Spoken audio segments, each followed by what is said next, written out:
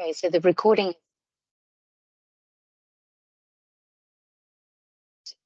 We'll just say thank you very much for coming to our information session today.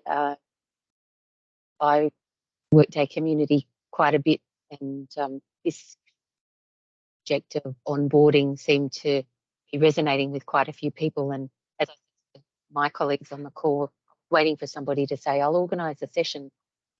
And it didn't happen. So here we are meeting with you guys today from the land of the Kulin Nation, the Wurundjeri people. And I wanted just to pay elders past, present and emerging, and any people on the call who may identify as Indigenous or Aboriginal Torres Strait here as part of the Salvation Army. Later in the session, I'm going to be working with my colleague Nandraj, who's going to give us an example, everybody an example of our onboarding process. And I would be great just to, those of you who are on the call, just to share your experiences or your steps that you take in your onboarding process, maybe some pain points. I know a couple of my colleagues are also going to raise a pain point or two that we have. But to start with, I guess I'll just share a little bit about the Salvation Army. So here in Australia, we are a big team. We have around 9,000 paid employees. We have about 25,000 volunteers and about 1,000 officers who are, members of the clergy who represent the Salvation Army. Those of you who know the Salvation Army will know the uniform and the work that we do around the world. But here in Australia, we help those who need the help the most. And when we bring people on board, what we're looking to do is to make sure that they understand the mission and values of the Salvation Army. So that's a really important point. And because we are such a large organisation and we're represented in each state and territory around Australia, we use our systems-based part of the onboarding as our way to provide a consistent message. So, today, let's hope that we can share something that's of interest to you guys and then hear from you. So, Nandraj, would you be interested in talking us through the onboarding process that we have? And by the way, if you've got a question, either jump up and say, I've got a question, put your hand up or write something in the chat. I'll keep an eye on the chat. Yeah, sure. Thanks, Ray. Hello, everyone. Good afternoon, good evening, good morning. And yeah, I think Ray was slightly exaggerating when she said, I know everyone, but it's a small Workday community and a small family. So glad to be connecting with all of you. Workday is our passion and that's what we breathe, that's what we eat. So absolutely love your presence. And we talk about onboarding, diving right into it, because I know I'm keeping a few of you from probably lunch, going to bed and so on. So when we talk about onboarding, it means different things to different people, right? The definition of onboarding from a very purely Workday technical speak is just some of the processes that get triggered. From a business process, although, you could look at onboarding as the point in time from when a candidate is given an employment contract, accepts that contract, and you'd like to onboard that worker into your workforce. So if we start with that process, we've got a fairly streamlined process where the contract is sent out, an employment agreement as we call it. The candidate accepts that contract. and we move that contract into ready for hire. The staffing action kicks in, and we all know, depending on the situation of that worker, it could be a new hire altogether, or Workday is smart enough to know whether it's a change job or an add additional job if you have multiple jobs enabled. Now, we've got three separate categories of employees. That's paid workers and unpaid volunteers as well. So we do have this additional complexity where a few number of times it is an add job or a change job as well. So keeping all of those factors aside, let us move to the next step where, let's say that worker has accepted, we've moved that worker into hire. The initial sub processes or the sub steps of hire kicks in. And for those who are very familiar with the system, you do an assignment of pay group, which can be done automatically or in the system manually as well. You assign work schedules and so on. And all of those key steps are done, which form the background, the base of the information that needs to be sent out to payroll. So at this point in time, the hire process is technically complete. The system has all the key information that needs to be sent out to payroll, and that's where the technical hire bit completes, and we are ready to kick onboarding off. So having said that, I might uh, just share my screen.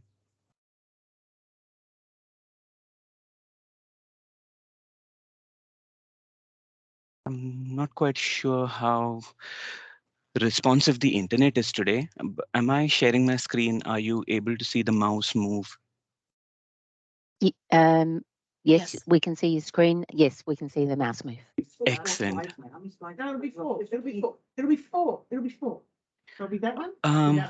So at this point in time, we assume that the hire is technically complete, and we'd like to actually start kickoff onboarding within the system. Now, technically within Workday, the onboarding can also comprise of a setup. So what we mean by that is the manager or whoever that security group that has got the ability to do that, you can actually set some helpful contacts for the new joiner to join in and meet on the day of their joining. So you have some helpful contacts and contacts that the new joiner should meet, and that's what's configured in the onboarding setup. So we have that step going on to the manager. And again, those who are accustomed to seeing the Workday setup, you'll see that we've only got the Workday delivered conditional rule here. So what that means is any new hire that joins in, this onboarding setup actually gets sent to the manager. And the manager then has to complete that setup, without which the subsequent steps are not kicked, are not triggered. Now, what we have observed is that this could actually be a form of slowing down or stalling the process, because a lot of times what happens is the information reaches late, the worker has already started, and it's a retrospective hire that gets input into the system. So for such situations, what we are planning to do as an enhancement is, if the worker has already started, if the hire date is in the past, we'd like to possibly exclude the onboarding setup, because the first day is already done, the workers come and joined and possibly also met those useful and helpful contacts, in which case we'd like to exclude this step. Um, and the subsequent steps then kick in. And currently what we have is we have the onboarding set up as a step prior to the onboarding steps actually kicking off later on. What this also does is, if the manager is away or if the manager has not looked at the Workday inbox for a couple of days, that stalls the process as well. And the new worker, the new hire, has not had a chance to start filling in the details. And we wouldn't want payroll details from the new hire not to be filled in and so on. So that's again a reason why we are looking at optimizing this process and only triggering the onboarding setup where the new hire is going to join in the future. So that is one of the enhancements we are planning to do. And the second enhancement that we are also planning to do, for those that again technically know what these sub processes are, is we are looking to trigger the onboarding and the onboarding setup at the same time. So what that would mean is, even if the manager has not yet set the helpful contacts up, the new hire could essentially start with filling in their personal details, updating their emergency contacts, filling in the payroll and the TFN and the super details and so on, without having to wait for the manager to submit the previous step. So, Mandraj, just mhm. before you go on, I think Carolyn's got a question.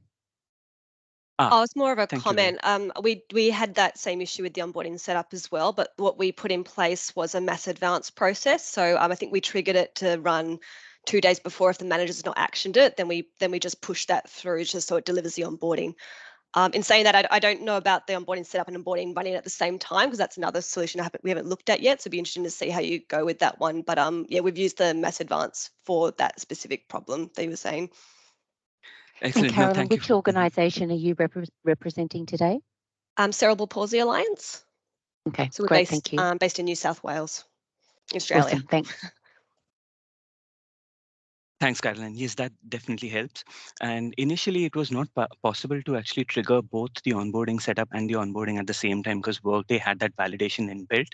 It's since a couple of releases that that's now been possible, and we've investigated that there's no fallouts of doing that. So that's going to be our plan, and we can obviously be in touch and let you know how that goes.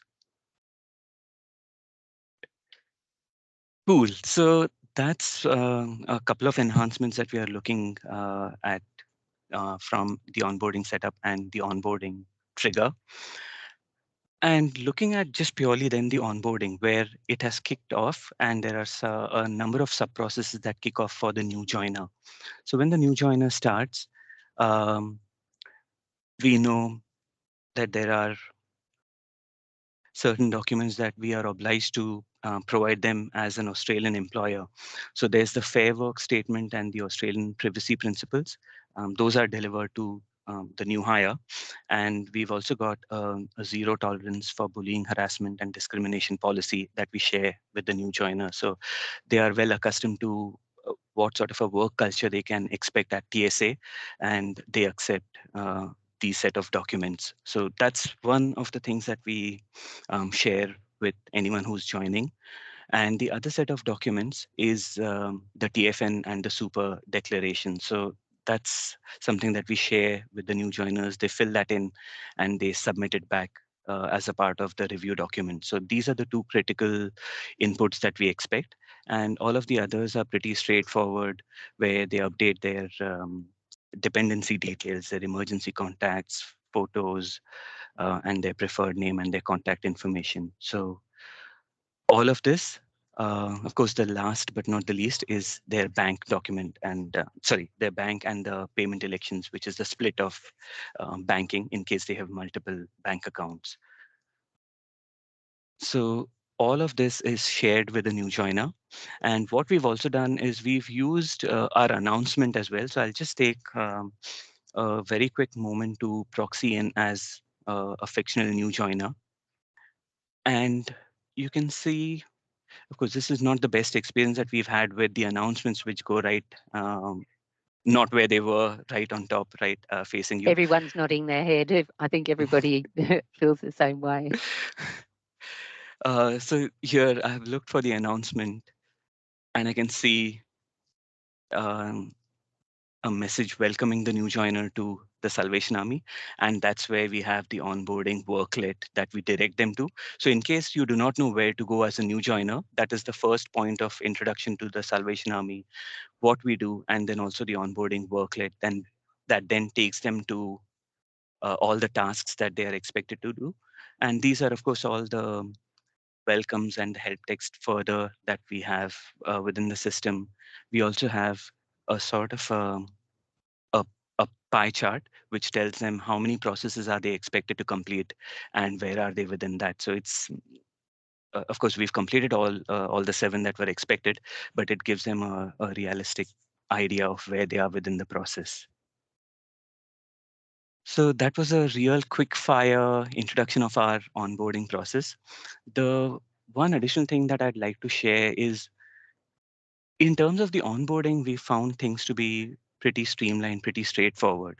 What can be slightly tricky is if you have an external system for the provisioning of the new hires and their IT accounts and so on and so forth. And if you've got single sign-on, but then if you've also got some systems that they need to be provided access to and some not. And if all of that needs to be controlled, which is outside of Workday, that sometimes can be tricky. And that's one of the issues that we found where we trigger a new joinee, the hire process is complete technically, it then gets sent off to the IT.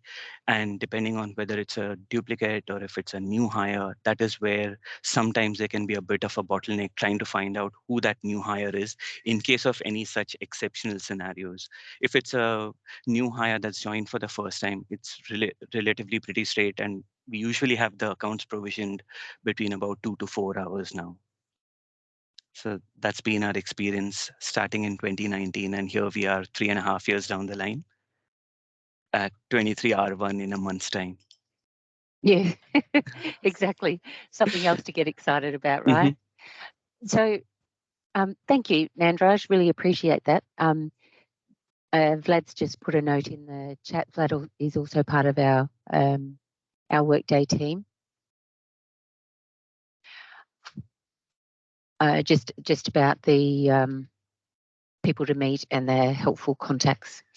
I hope that was useful. I think from our experience, the on-system part of onboarding has been quite successful for our organisation.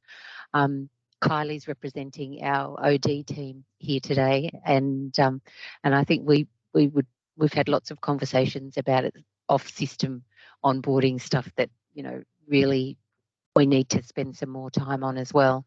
Does anybody want to share their experience or their, do you want to talk about your business process configuration or the challenges that you've had, or some insights that you could share with the rest of the group? I can start. So I can probably sort of talk to some of the challenges we've gone through. So we've been live with Workday for 2 years now. So probably start with the challenges is talking to that first, because I think when we live with onboarding, obviously there was a lot of problems, and I think the main one was people not completing it. And so I think basically 2 months after we went live, we went through a whole project of looking at onboarding basically end to end, to look at more from the user perspective, like what do I see as soon as I sign my contract, what happens, sort of thing.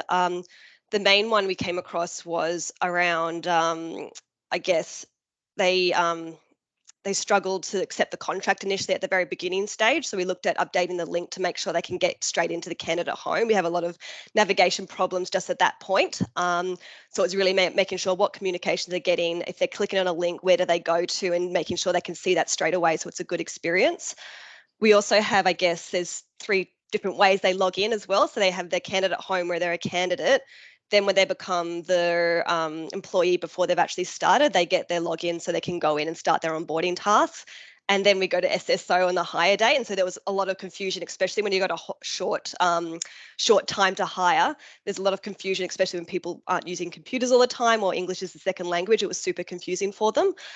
So what we tried to do is really look at, okay, what communications they're getting, what instructions do we need to provide, that initial email, just re-looking at that about, you're started, you've got some onboarding tasks, and really being clear around, how they navigate and how they get in.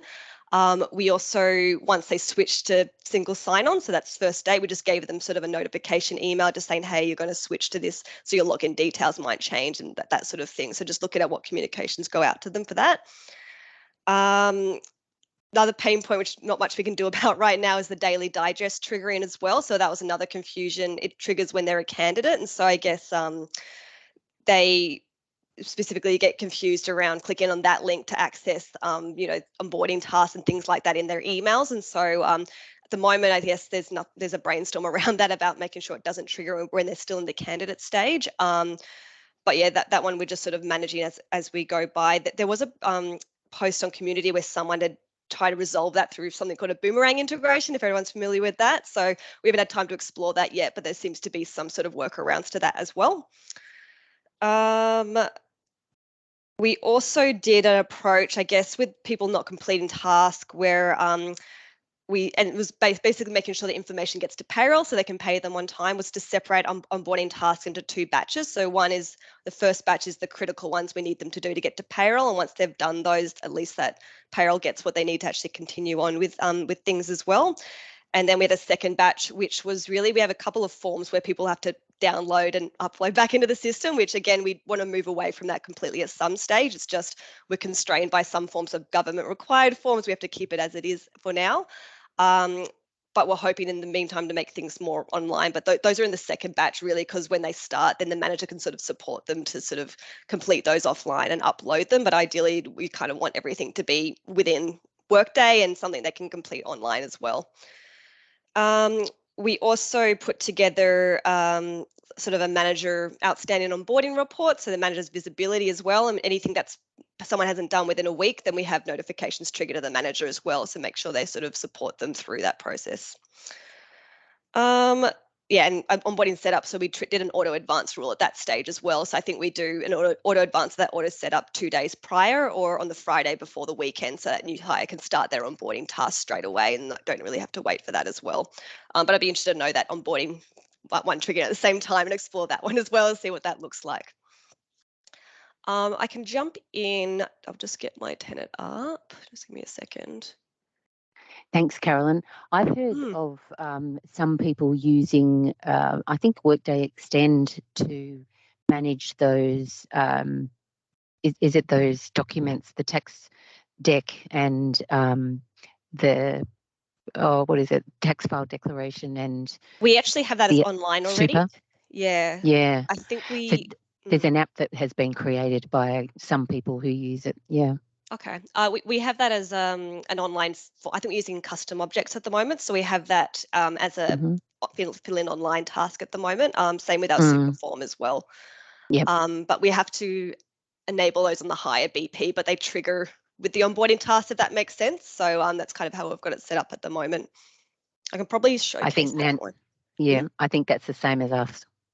Okay, yeah. So let me just share my screen.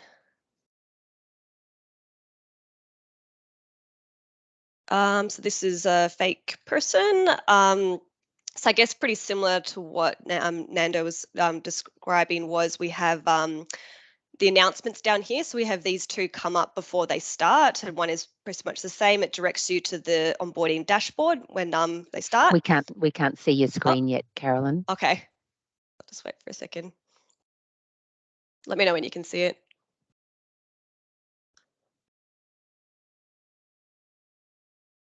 Didn't come up yet.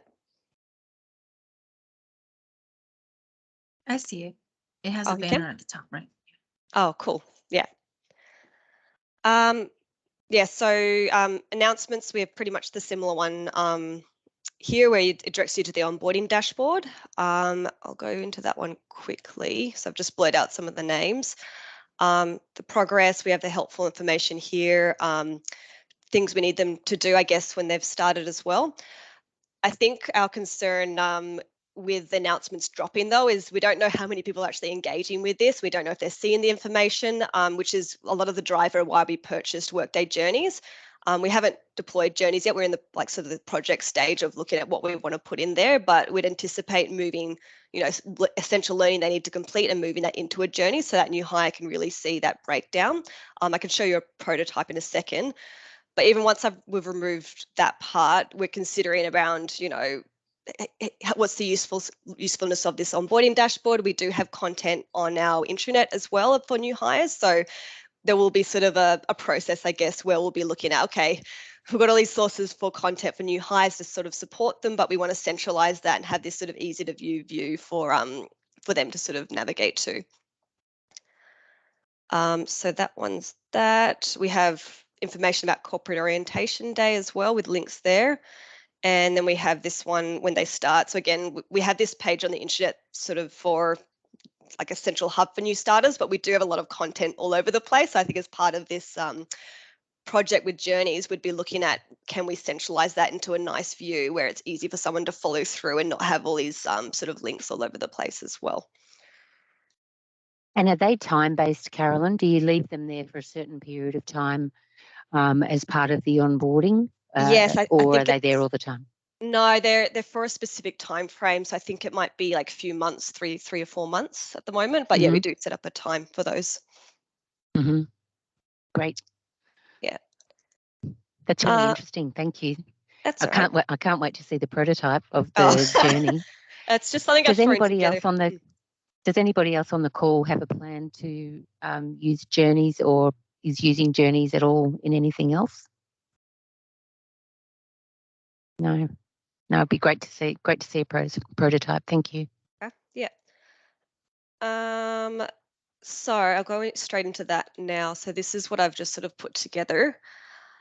What we had existing was, I guess, what we called learning journey maps. So we've got about 8 of those, which is kind of role-based learning journeys for those specific roles. So I guess what we're planning to do with Workday journeys is to tailor those and sort of bring those to life for a new hire around what's sort of coming up.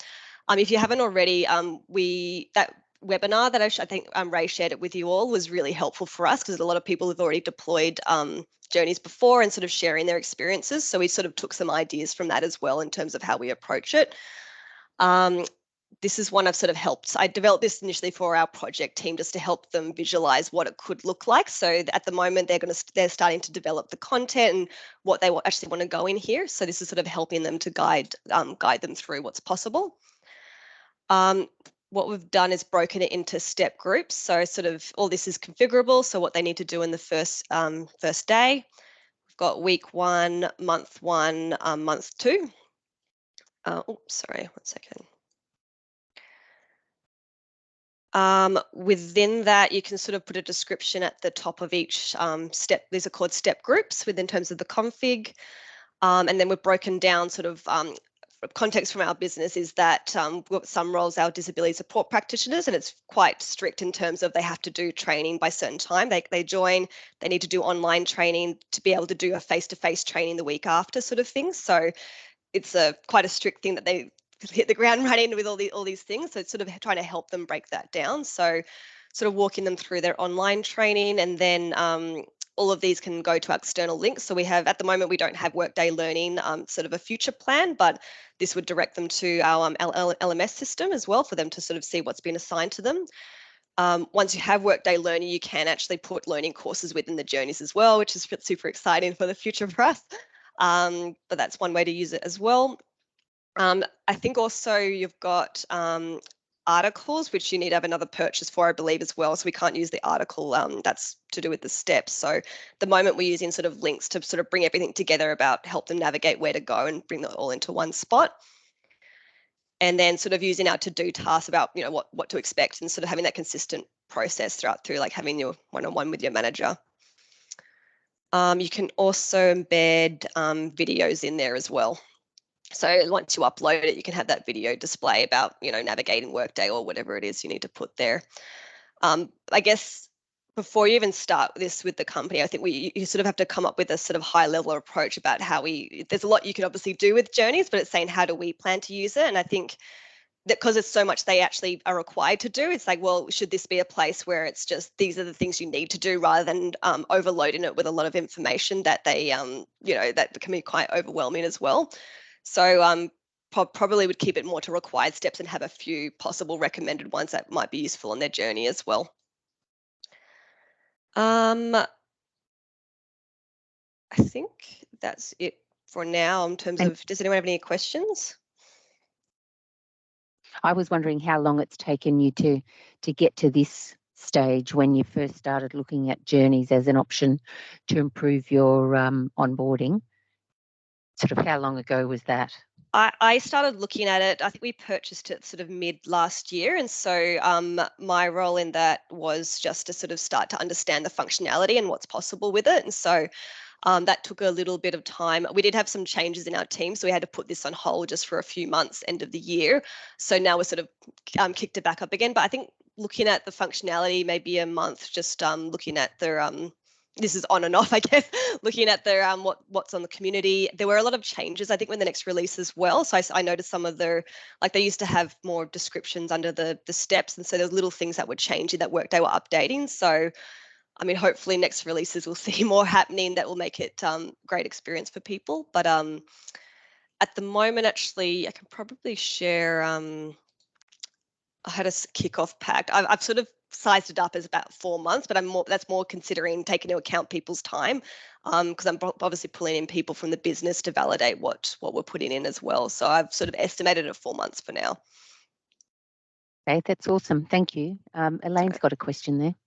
Yeah, I love seeing what you've done so far with the concept of this, and we haven't explored it yet. We are still using the old start of onboarding. One of the things that we're looking at is making that available to pre-employees, so before they start. So that's something that we're on the journey to get done this year. But as part of that, I wondered if you knew, and I need to explore it a little bit more, is this feature available to pre-employees or just in employees at this stage? I think it is. I think it's not available to candidates, but I think once they become an employee, it is. We decided, I mean, we saw the benefit of having it for pre-hires. The main reason why we didn't do that was that we have a lot of links that they wouldn't have access to, like intranet, which is information they're learning as well. They wouldn't have access to at that point either. So that's kind of why we said from the hire date. But yeah, there wasn't really any way around that sort of thing. No, that's great. Good to know. Thanks.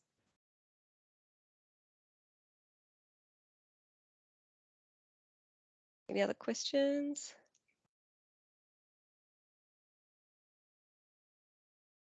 Joycelyn's got her hand up. Yeah. Hi, Carolyn. It was really good to see how you set it up as well. I'm very excited to see that. I saw there was one about the one-to-one with your manager. So is that something that can link to, say, like a probation review, like a business process that's linked in Workday itself? I haven't explored that yet. That's just a to-do task, so it's just a free text step. At the moment, we have our probation review period just launched from the business process, so I'm not sure is the answer to that, but probably something that's worth exploring, because I think later on we did have, I'm going to share my screen again. Yeah, I guess I was like more curious to know, like in the Workday journeys, is it possible? Because I actually haven't explored it that much yet myself, but how much of it is configurable and like can be linked to any of the Workday processes, business processes with the an review organization has already? With the review probation, are you talking about the one the manager might get? Have you configured that one, the probation process? Yeah. So in Salvation Army, we have set it up inside Workday itself as a business process. Yeah, I think because we have the probation review triggered to the manager, so I think from a new hire perspective, we don't have an action for them from their perspective. For managers, which is a good point, we have what we're looking at is to develop a manager dashboard alongside this.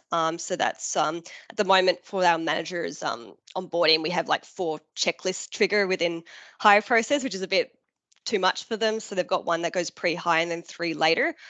What you could possibly do with I don't have a screenshot of that. Just give me a second. I think it was one that, if you looked at the webinar, the Sun Life one had a pretty good manager dashboard, and that's similar to what we're doing there. And I'm pretty sure what I've seen with other people, a lot of other companies that are developing onboarding for managers, that possibly you could bring in inbox tasks into that as well, showing them what they need to do. But I haven't really explored it any further than that. So we're still in that development stage. Thank you. Just wondering about the to-dos. Does anybody else have, issues with people not submitting their to-dos, and so then the business process doesn't continue? Is that sort of a across the board type of challenge? No. No, I think it is. It is. Yeah. But I suppose we try not to use them if there's a critical process, So you've just got to be really careful about where you use them. But yes, I think it always is a challenge to remind and get it done if there is a critical process that it's linked to. That's it. Yeah.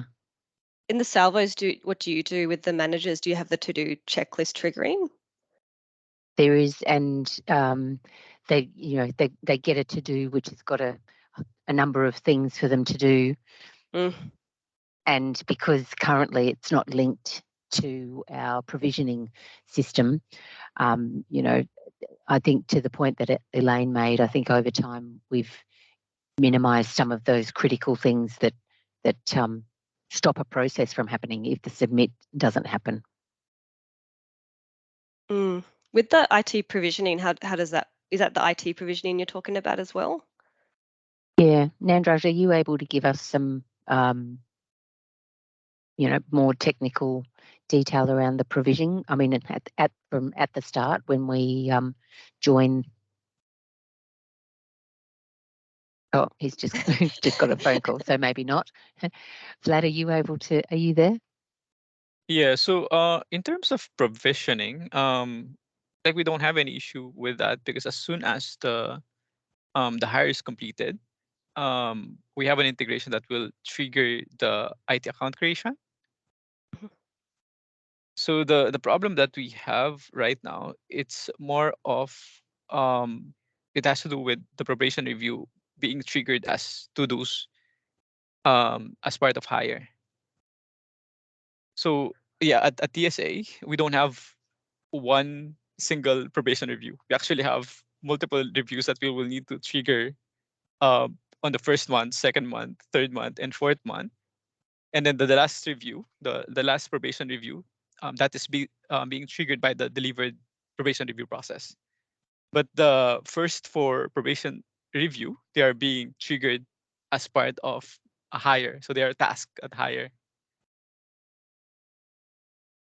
What are the first 4 probation reviews? Because normally I think, from how we do probations, would have I guess it would trigger 1 month before the end of the 6-month period, and then that'd be that questionnaire that they need to complete. So we don't have anything that happens before that. So yeah, basically we have 4 of those that are triggered at hire, and we have a delay for each one. So on the first month, you trigger one. On the second month, you trigger another one. So okay. But what are they? What are they for? Are they just sort of discussion ones? Is that leading up to 6 months? It's about capturing, just a discussion that might lead to some issues, month on month, demonstrating that the issues have been resolved, or that the training has been booked, or what, those types of things. We haven't configured something like that before. I guess for us, the critical part is that their person's actually doing their trainings and things like that, and making sure there's no issues from that perspective. Otherwise, don't really have anything to add with that one.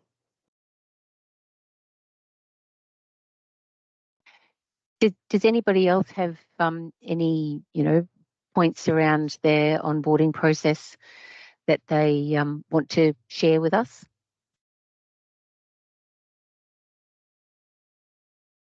Maybe if I can just squeeze in, sorry guys, I had to drop off in between for a phone call. Talking about the probation review, has anyone configured a worker review, or in Workday speak, a performance review for a probationer review? Or are you just using the probation review Workday delivered process? So where do you capture the check-ins, or what the outcome of that probation was, and if there were certain questions asked or certain documentation that has been performed? Do you do anything like that, and are you leveraging something other than the Workday delivered probation review?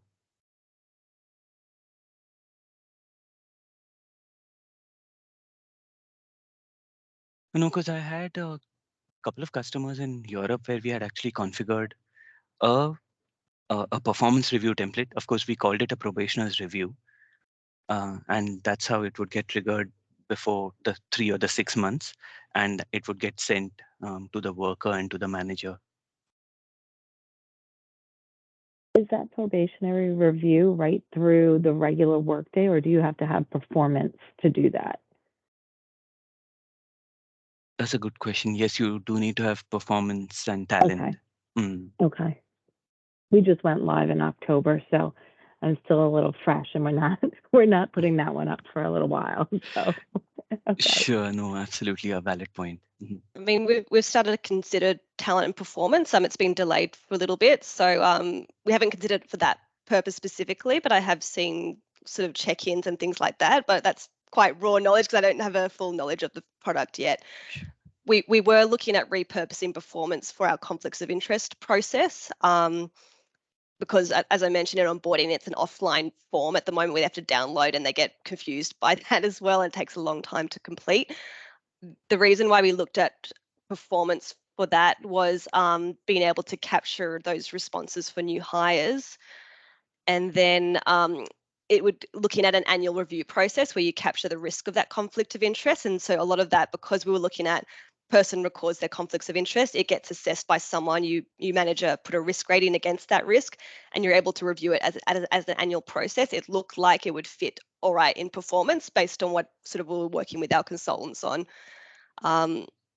So I guess from that perspective, all I know is that you can sounds like you can repurpose performance for some things. So, but we haven't explored it for that purpose that we don't have it yet. So, yeah.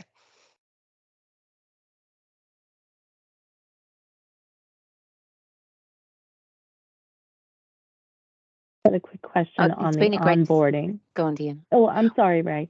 I just had a quick question on onboarding because we have tried to utilize the onboarding status summary report where you can see if everybody has gotten through onboarding and did all the different tasks, and it seems like it'll say that they're like 94% completed, but when they go to tasks and we run the report, it says 94, we reach out to them, they're like, they don't have anything that says they have to complete something. Does anybody else have an issue with the pie chart not saying that it wasn't 100% or saying it's 100% and they have no tasks to complete, but it comes out on the status summary that they haven't completed something?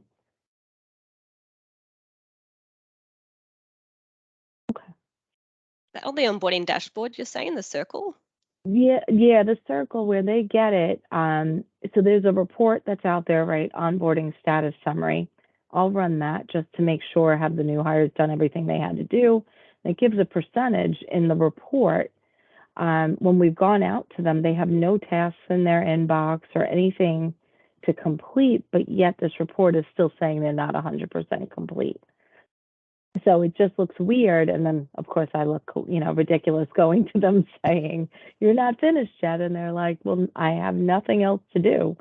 We don't use the standard report anymore, and I can't remember the reason. I think it obviously wasn't showing what we wanted it to show, sort of thing. Okay.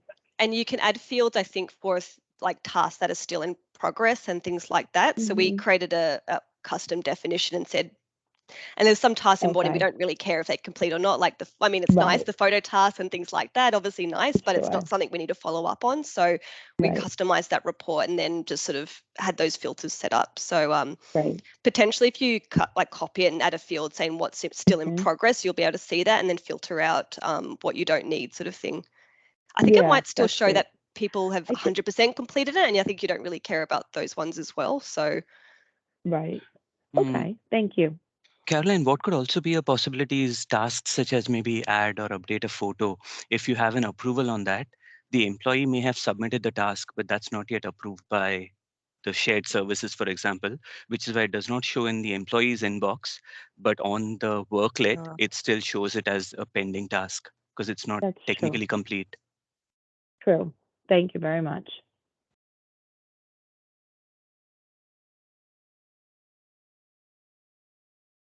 Thanks for sharing, Carolyn. It's really cool to see somebody else's setup and how you've used the same system to kind of address the same issues that we all have, right? Is there anybody else who's happy to share, a process that they've created within Workday or how you might have overcome one of the challenges?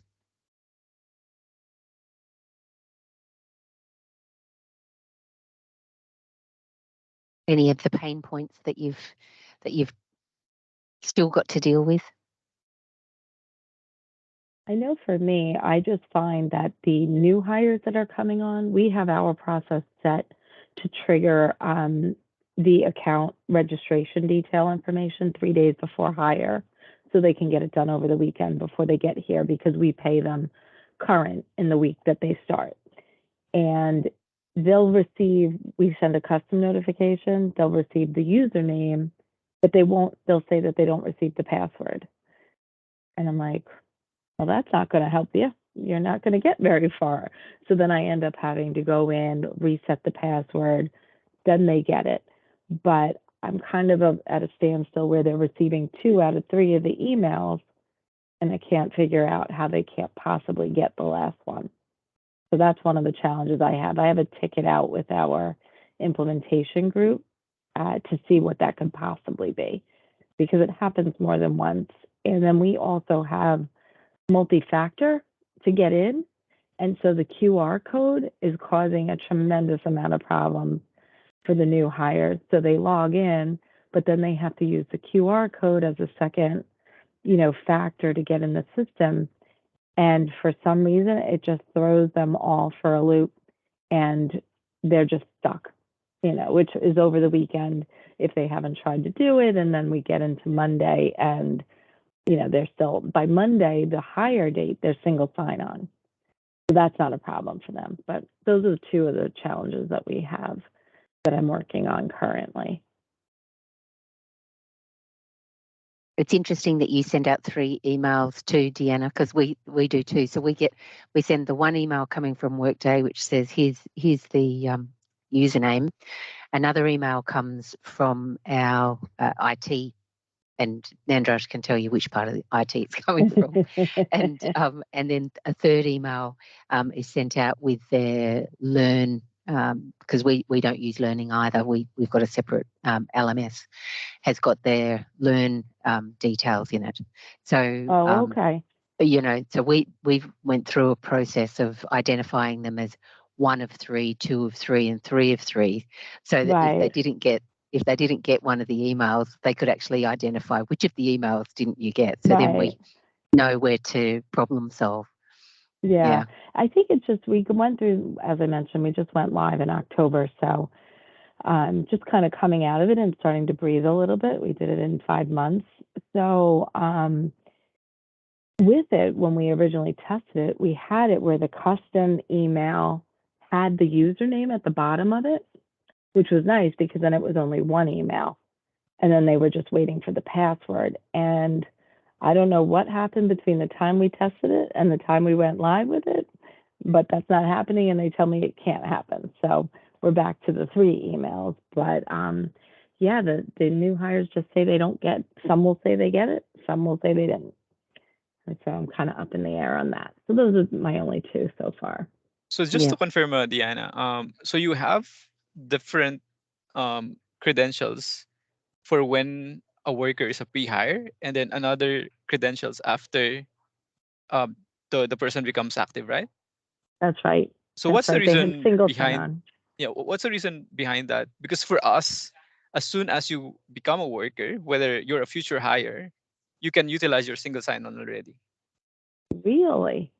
Yep. Oh, well, that's interesting. Thank you, Vladimir, because that would be a lifesaver, and that would be a tremendous help. Thank you. I will bring that up. Mm-hmm. My IT group probably thought they were off the hook. What organization are you representing today, Deanna? Kimco Realty Corporation. We're a commercial real estate company in the U.S. I'm based out of New York. Yeah, it's awesome that you're here on the call. Well, I love listening to all of you. That's why I stay quiet. Just to add to that point, Deanna, what sometimes we've seen is if you enable single sign-on prior to them actually starting, they could get access to intranet or things that the SSO will enable them for.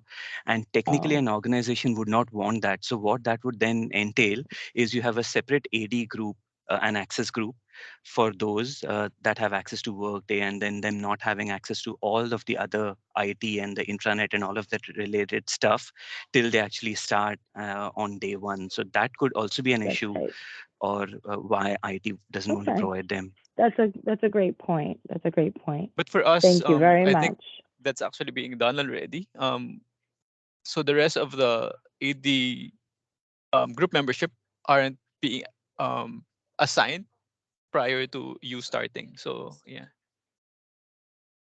Mm-hmm. Well, it's definitely something worth speaking to them about. So thank you. I appreciate it. So that's Diana. That's how my organization is set up too. I'm with Ohio State University, so we're, I guess, both night owls here.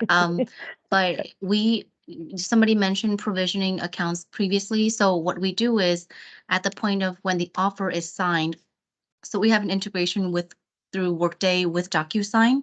A lot of people have it through Adobe as well, but we use DocuSign for various cloud-based personnel storage of documentation. So we have the integration with the offer letter. So once it's signed, right after that, it goes to duplicate management step.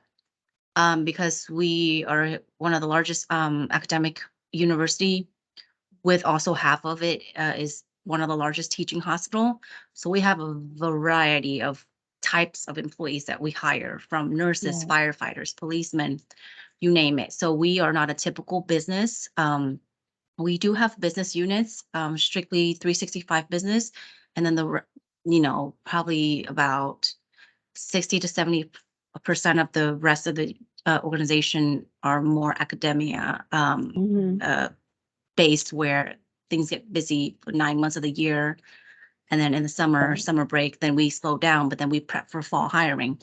So we do have and maybe a lot of people here may have it set up too, where you allow the security group in pre-hire, that pre-hire group. So we utilize that.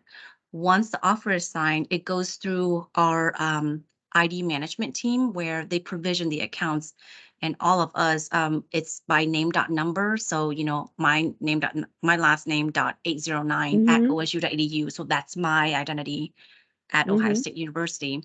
And so once that process takes place and that person gets a name.number and an OSU employee ID number, then it goes through the rest of the external system outside of Workday, which we've integrated, and it syncs to each other, and then it bounces back this email address, this name.number, and that's how people are signing in as And that's funny you say that, because that is definitely, that's exactly what we've been doing. It is going full circle, just like you're mentioning.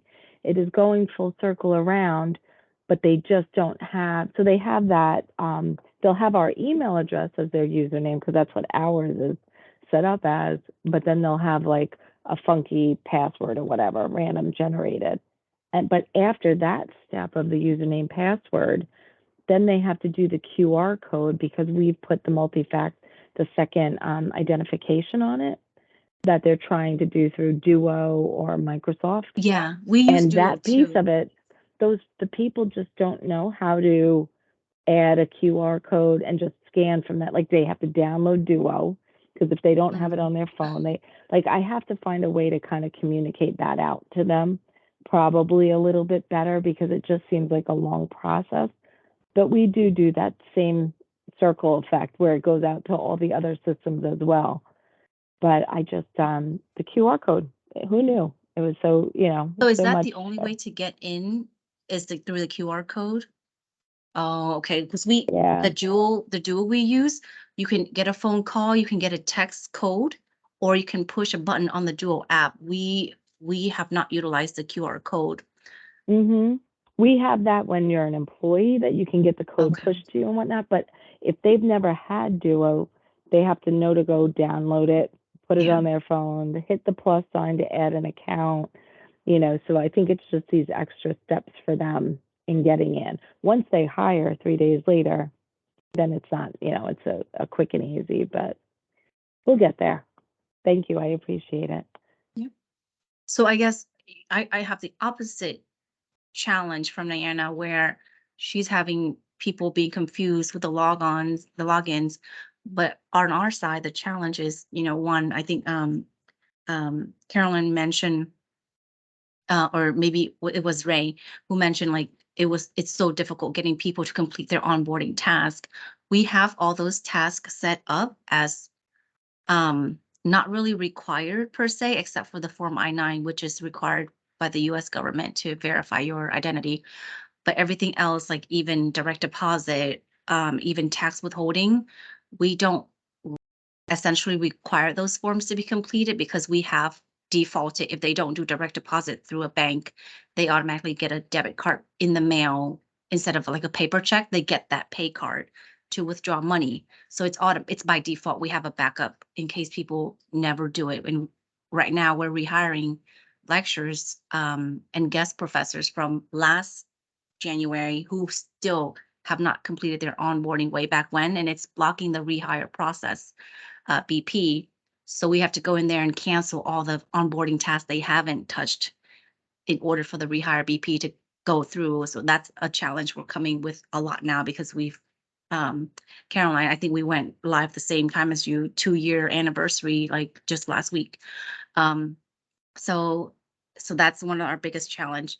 But in terms of like the tax withholding things, we have a default for tax withholding. I believe exemption is 0, just by default. So if they don't do that tax form, our payroll just applies the default across the board to those people. But everything else really will just hang out in their inbox until they get around to it, or until, you know, their HR people go through an audit and would have to kind of follow up with them. But another challenge we have is in the pre-hire group, they get access to go into Workday to do their onboarding if we process their hire way in advance, let's say like, you know, 2 months in advance or 6 months in advance, because we do hire doctors and they do need to tender resignation pretty with a long grace period due to contracts. So, but we've provisioned where the hire processing can complete at any time in the future with a future date, but the system will not trigger that welcome email. Here's your account information and here's how to set your password until about at the earliest 30 days before they start. And then once they get in, they'll do onboarding and then they get confused, like, oh, I can log in, but like, why can't I use the email yet? Well, then we have to explain, oh, you're technically not really an employee yet until April 1st, even though you may be able to log in and complete some onboarding tasks right now. So that's a confusion that some of the business HR consultants are kind of dealing with, triaging those questions. But overall, it's been not bad. I think the population that complete most of the onboarding things tend to be the students, because, you know, most of them, this is their first job ever, and they want to get all the forms in, you know, on time and everything. They want to get paid. So that's the population we have the least issues with completing forms and tasks. But our worst offenders are, of course, the faculty group. The lecturers who don't really work with us full time, who may be attorneys elsewhere and, you know, teaching a law class here and there for, you know, 5 to 10 hours a week. So those smaller, they're not small populations, but they are more like part-timers who do things on the side like that, and which they deem as contract work, but we deem them as employees, all the same, no matter full-time or part-time. So those are two of our major challenges there. So if anybody can solve. I just had a quick question on that one with the kicking off the email to them as soon as you put them in and you hire them, because I had been told, unfortunately, another issue, we send those emails, 3 of them, 3 days before hire, but there are initial kickoffs when we hire them as a pre-hire. So the minute that it's gone through, and we'd been told that originally we delayed that email because we didn't want it going out because it was too soon for them to get in. We didn't want them in until 3 days. And I was told that email had to kick off the minute they hired. And if not, then the complete setup, the account wasn't set up under the security profile. You're saying, I think I heard you say that you're able to hire them and still delay that initial registration email, right? Yes, because we have a separate like ID management system outside of Workday that kind of syncs and talk with Workday.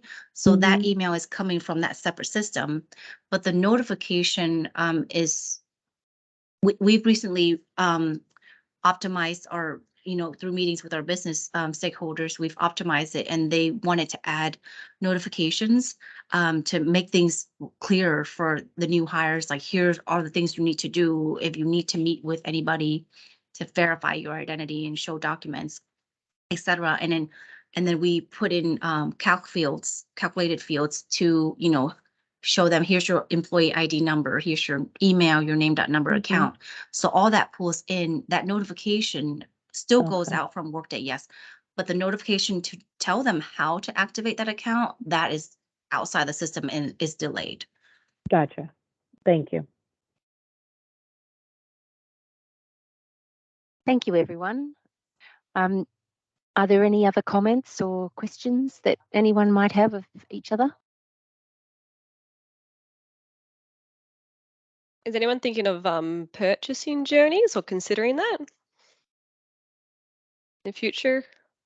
I think so. Not After seeing what sure. you've shown us, I think, but we just have to explore it a little bit more. Yeah. Yeah. And I guess for me, I would think, when I'm looking at that, example that you provided to us,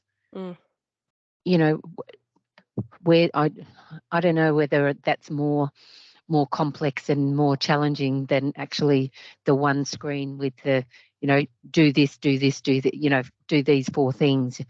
Especially, we've got very similar workers, Carolyn. We've got people who aren't computer literate, and English might not be their first language. So we've got to try and keep it as simple as we can. So I'm not sure. I think, it's probably worth Kylie and I having a conversation and working out whether or not this could be a good opportunity, or whether we just look at what we already have.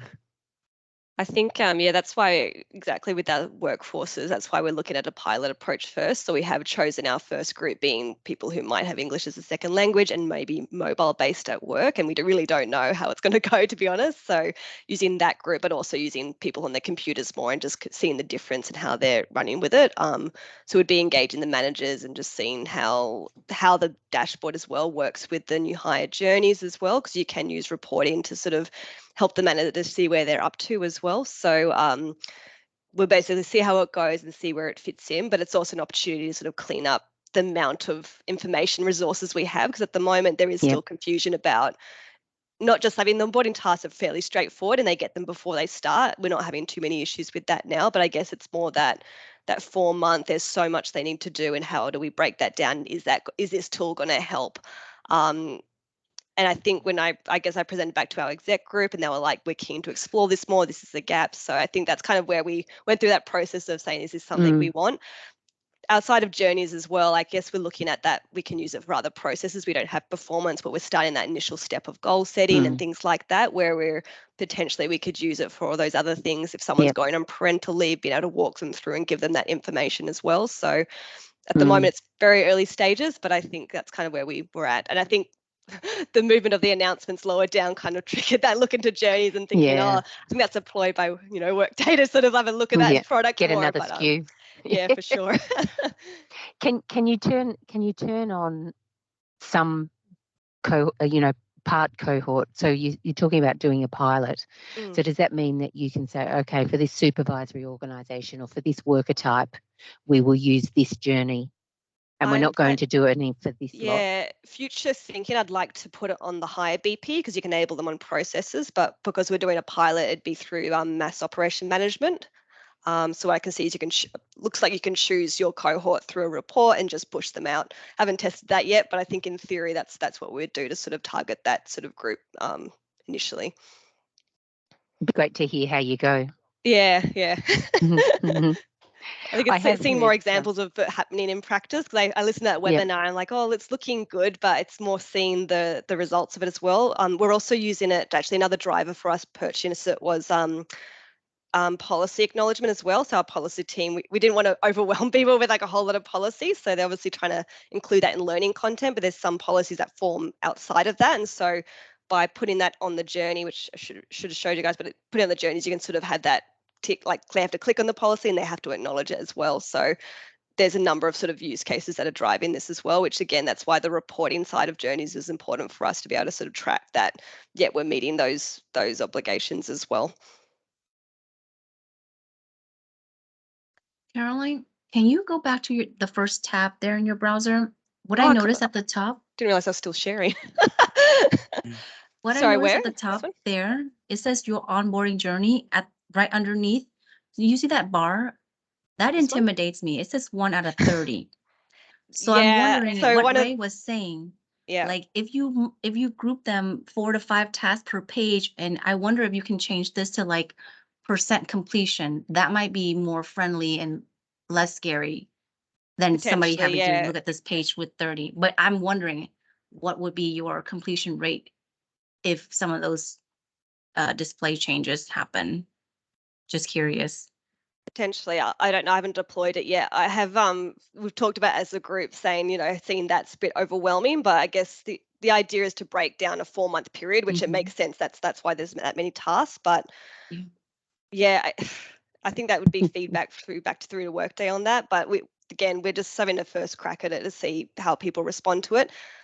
We'd have our testers sort of we're planning to get some recent new hires in to sort of have a look, compare how this looks compared to what they went through as well, to see if that is something that bothers them, or whether actually I like that this is broken down and that's much clearer for me. So we don't really know is the answer. So just kind of put it in place and see what happens. Go ahead, Nandroj. No, thanks, Ray. Thanks, Caroline. Can I ask you a question, Caroline, or rather two actually?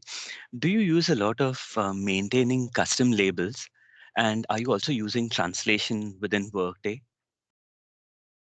Maintain custom labels in what? Is that just to override labels, or To override certain terminology from Workday? Yeah, I think we do. I can't recall off the top of my head, but I think we do use that for some things. And translation, I don't know about that one. I haven't used that before. Is that something you're using? Not us. So we're currently using the tenant only with the English language, but then we do have people that have other languages as their first language. And I was wondering if you are even considering languages such as maybe Chinese, Hindi, Arabic, any of that to be enabled within Workday. Not right now, no, but it'd be interesting to explore that as well. The language barriers with some things, yeah. Don't know. Cool, thanks.